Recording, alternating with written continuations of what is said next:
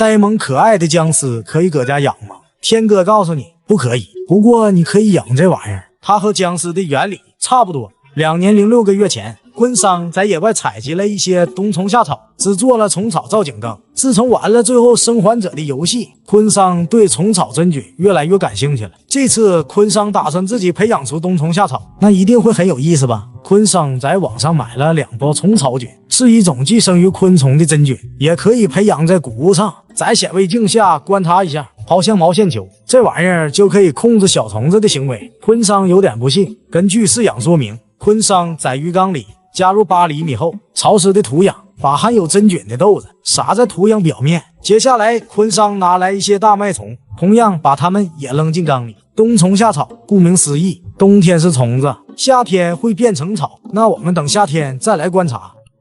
大麦虫什么都喜欢吃，它们会喜欢吃这些含有真菌的豆子吗？光照着它们可能会害羞，让我们多加点土，这样虫子们就可以尽情的享受美食了。除了大麦虫，昆桑还养了很多小强，这些小强也获得了和虫草亲密接触的机会，把它们也撒到土上，盖上玻璃盖子。1周后，因为缸里太潮湿了，豆子上的真菌开始在土壤上生长。10个小时后，潮湿的泥土旁生长出了大量的霉菌，小强们还在泥土上开心地奔跑着。用手持显微镜放大观察一下，豆子上的菌丝体清晰可见，它们在土壤里慢慢地扩散开来。不过这批超幼厚的大麦虫好像丝毫不受霉菌的影响，它们和蚯蚓一样，吃起土来也很快乐。鱼缸加了盖子，内部的湿度更高了，玻璃上出现了冷凝水，这可能会产生更多的霉菌，它们之间会不会互相争斗呢？正当昆桑思考问题的时候，一只造型别致的小强出现了。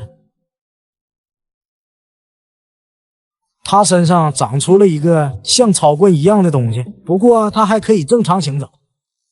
在观察了它一会儿后，它倒在了地上，腿还在不自觉地抖动。接着它又站了起来，难道它被感染了真菌，还是它在模仿天线宝宝？昆桑在泥土里发现了一只大麦虫，它的身上也长出了一些奇怪的东西，还有这只背上长出天线的小强。看到这一幕，昆桑有点汗流浃背了，不想再接近这个鱼缸。拿显微镜观察一下，大麦虫身上冒出了很多细丝，而小强身上这个就更夸张了，直接在背上长出了一根树枝，好像身体无法控制，腿一直在抖动。昆桑把小强单独放在盒子里，它又可以正常活动。不给蚂蚁打开蚁巢的开口，把小强扔了进去。蚂蚁对这变成异形的小强一点也不害怕，反而一起冲了上去，也开心地吃了起来。甚至是那根天线，也有一些蚂蚁在咬着吃，它们也会被真菌感染。如果是人类吃了这玩意儿，又会怎么样呢？1个月后，昆桑发现缸里大部分小强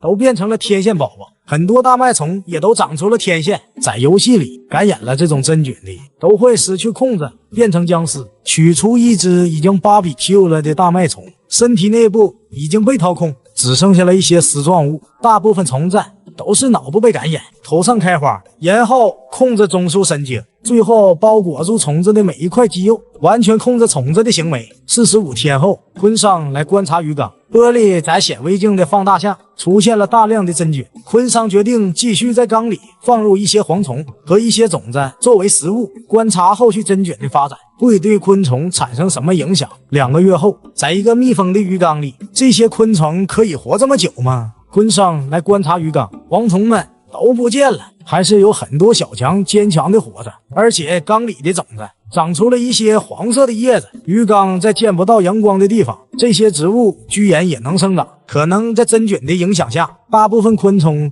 都躲进了泥土下面。鱼缸盖子上出现了密密麻麻的东西，看起来好像是果蝇的卵，还有很多爬来爬去的小白虫子。之前玻璃上有很多真菌，现在却都消失了，可能它们发展到了某种阶段。昆桑放大观察这些小白虫子，才知道它们是跳虫，喜欢生活在潮湿的环境，以腐烂的有机物和真菌藻类为食。很多生态缸和雨林缸就喜欢放这种虫子，也许这可以解释真菌为什么会大量消失。4个月后，昆桑小心翼翼地从缸里取出一些虫草，它们已经进化成了真的冬虫夏草，和以前在电视上看到的很像，闻起来很香，有股青霉素的味道，还有一些大海的气息。整个大麦虫已经变成了植物的感觉，虫子的皮肤作为真菌的外壳，来保护它们不受外部环境的影响。那么虫草菌真的能和游戏里一样成功的感染了人类吗？昆桑打算试一试，把它们洗干净，早晨当早餐吃。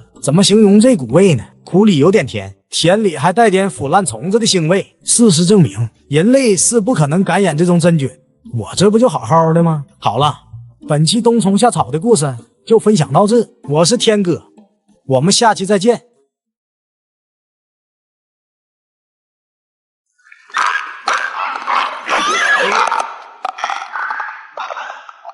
呆萌可爱的鱿鱼可以搁家养吗？天哥告诉你，可以，不管能不能养，你们肯定很喜欢吃这玩意儿。半年前，昆桑下班经过海边，看到海里有一些不灵不灵的东西，这是什么玩意儿？昆桑赶紧拿出随身携带的渔网，使劲抛出去，然后等网慢慢沉底，最后慢慢的往上拉，总算拉上来了。看看我们都抓到了什么。这几只鱿鱼全部一网打尽，总共7只，把它们放到桶里。它们和乌贼一样也会喷墨。很多人对鱿鱼、乌贼和章鱼分不清，把它们变成食物，你就可以分清楚了。烤鱿鱼、墨鱼丸子、章鱼烧会喷墨，那肯定得叫小黑了。黑不拉几的，根本看不清了，那就得先换点水。等小黑们没有了墨水，水也就清澈了。为了避免小伙伴们把鱿鱼和乌贼搞混，那我们来看看它的知识。学名莱氏拟乌贼，叫乌贼其实是正宗的鱿鱼，这就和老婆饼没有老婆，狮子头没狮子是一样的道理。那么这玩意儿怎么养呢？昆桑直接给它扔到海缸里了。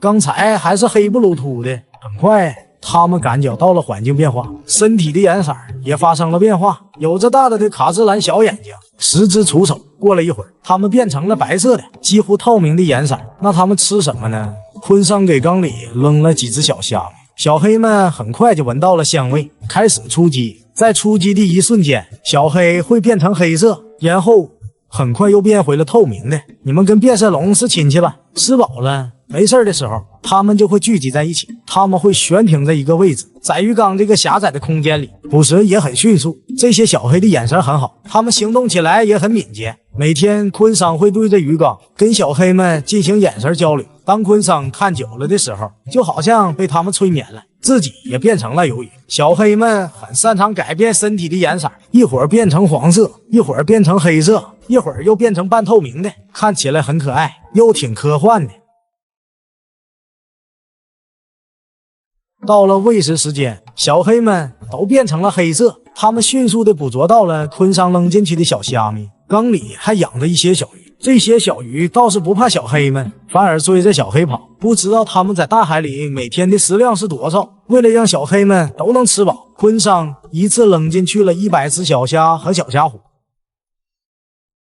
这只小黑同时抓了小虾和虾虎，观察了半天，我脸上都黑们的腿可以随意的伸展，可以做出劈叉的动作，有时候还会做出鹿角形状，这是代表一种警告或者危险。遇到危险就会变成这样，有时候也会颜色变黄，做出这种动作，好像一只猫头鹰。当它们感觉到危险的时候，会集体躲到安全的地方，等它们完全变黑，躲在黑色背景上，几乎看不到了。每次昆桑给鱼缸换水的时候，小黑们也会受惊吓喷出墨汁，这种墨汁有点黏。没事的时候，昆桑就想给小黑们找点朋友。小鱼小虾是不可能了，那就得找点长相比较个性的。这种牛角鱼就比较靠谱，头上有犄角，背后也有犄角，头上2根天线，随时准备接受外星来的信号。它和小黑在一起简直就是绝配，而且不用担心成为小黑的食物。在遇到危险的时候，小牛可以释放出有毒的物质，不过有个坏消息是，小牛自己对自己的毒没有抵抗能力。好消息是，小牛不会轻易和大家同归于尽。昆桑每天最大的乐趣就是看小黑们吃东西，看着他们身上的颜色变来变去，怎么也想不到它和美食能联系得上。4个月后，有5只小黑长得太胖，郁郁了，缸里只剩下了2只鱿鱼。在自然环境中，处处都存在危险，而在鱼缸里，小黑们吃得太饱，也没有什么危险。这让昆桑非常担心，这2只小黑会不会也活不长呢？为了给小黑们添加活力，昆桑又给缸里加入了1只大章鱼，在遇到危险时，同样会喷出黑黑的墨汁作为烟雾弹，掩护自己跑进躲避屋里。几天后，小黑们和章鱼相处得很好，这让昆桑属实没想到，放下的心又悬了起来。好了，本期鱿鱼的故事分享到这，我是天哥，我们下期再见。